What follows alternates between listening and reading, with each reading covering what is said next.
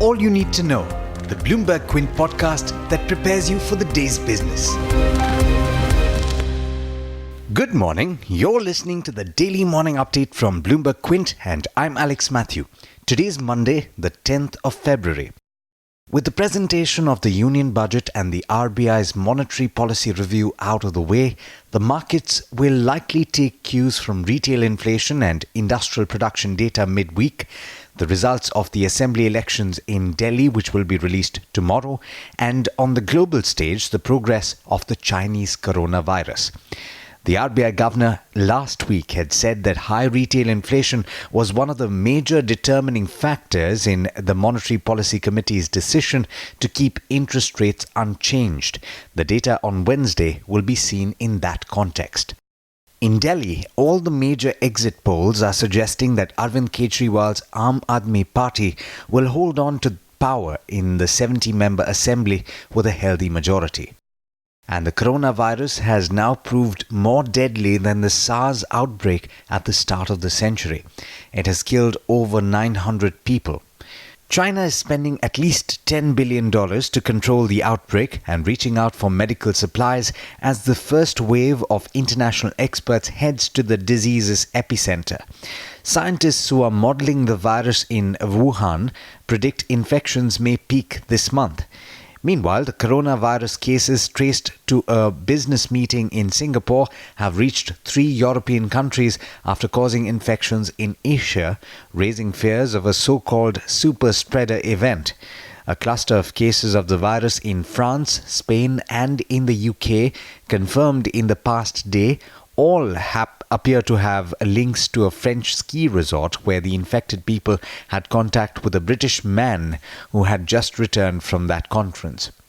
Turning to news from back home, Finance Minister Nirmala Sitharaman yesterday said that the centre in the budget had laid the foundation for increasing consumption while ensuring that the government's investment is deployed to build infrastructure that will lead to the creation of a $5 trillion economy by 2024-25.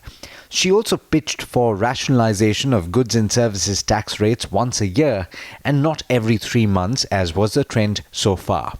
She was speaking to reporters in Kolkata.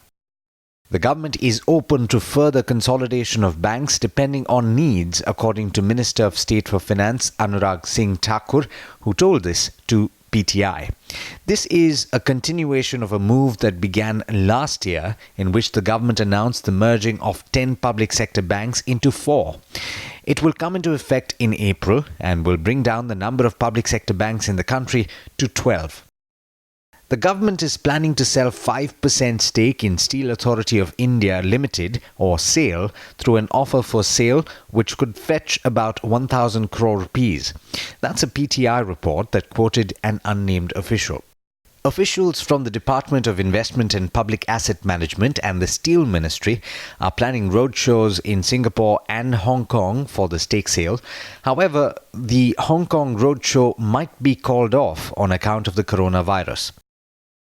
The Securities and Exchange Board of India is planning to attach a difficult-to-recover tag for individual defaulters who are found to be untraceable, as also for cases facing parallel proceedings by other agencies or in various courts and tribunals. The proposal is likely to be discussed at the regulator's upcoming board meeting. In international markets, equity markets in the Asia-Pacific region have begun with cuts after the US benchmarks declined on Friday.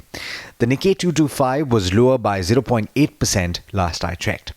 Brent crude continued to hover around the $54 per barrel mark, but it's been under pressure on account of fears of a demand slowdown globally because of the outbreak of the coronavirus.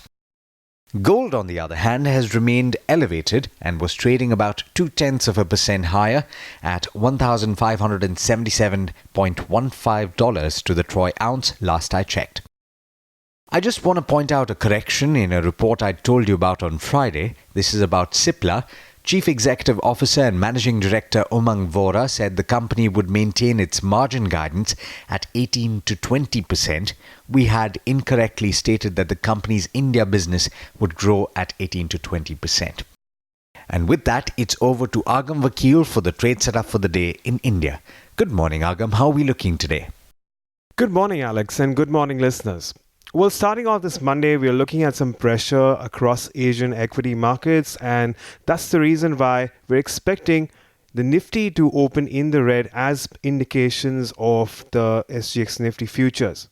But plenty of stocks to keep an eye on, and of course, we are in the final leg of earnings season, and I'm going to start off with a bunch of Nifty names.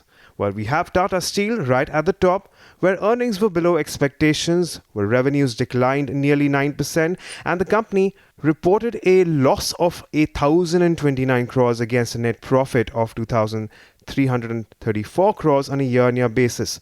We also saw a considerable depreciation in EBITDA margins, which came in at around 10.2% against 17.3%. Moving on to M&M. This company also missed profit estimates. Revenues declined 6% and net profit was down 73%, with EBITDA gaining only 5% on a year-on-year basis. Margins did improve, however, to around 14.8% against 13.2%. And UPL is the other one, beating expectations. We have revenues which rose 81%. So it's been a strong show for UPL, with the net profit also rising 52% and coming in with an expansion EBITDA margins. Among the relatively smaller names, or if I can say non-index prominent names, we have Whirlpool, where earnings were below expectations, but the company suggests that this is a one-off and there was a lot of inventory liquidation in the quarter. Oberoi Realty largely in line with expectations, with revenues flat at around 527 crores, but the net profit did rise around 7.5%.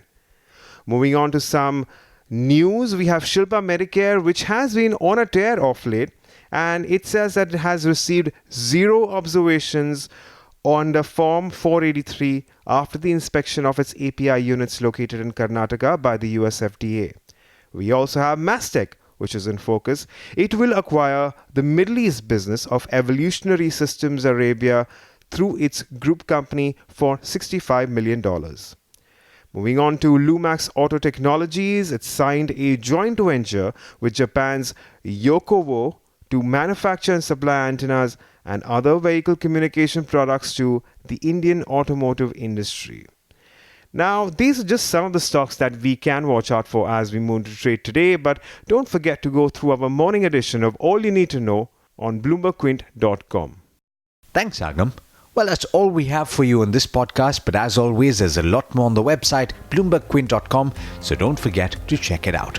This is Alex Matthews signing off. Have a great week. I hope you enjoyed listening to All You Need to Know. Did you know that you can listen to the show on the IVM Podcast app? On the IVM Podcast app, along with this, we have a number of other shows which you think you'll enjoy. Listen to Cyrus Says with Cyrus Brocha as the host. Listen to Pesa Vesa with Anupam Gupta. The Scene and the Unseen with Amit Verma, or Shunya One hosted by Shiladitya Mukhopadhyay and myself. Check out the IVM Podcast app to get more talk content that you will enjoy.